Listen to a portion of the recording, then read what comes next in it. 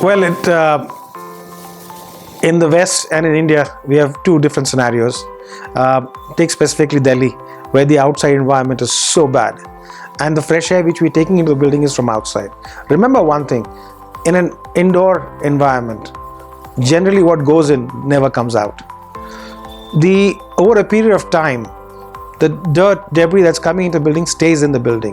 The housekeeping chemicals which you bring into the building stays in the building.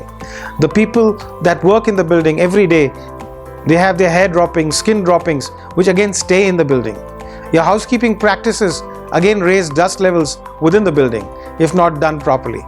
And where does this all go? It all ends up in your heating, ventilation, air conditioning system.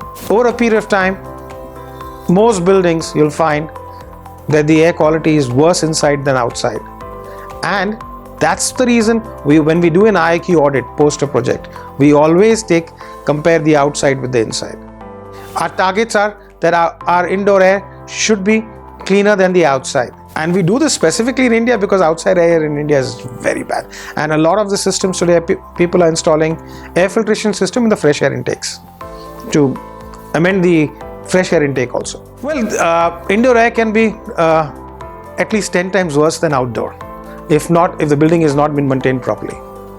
And even sometimes, some cases, you have cases where you call the building a sick building, which is called a sick building syndrome, where a good percentage of occupants of the building have symptoms while they are working in the building, and they go out, they get sick. And then you have something which we call as a building related illnesses, which the guy takes the disease with him and he gets infected within the building. And now in today's era of the viruses and other bacteria, where things are getting worse, we need to be even more careful.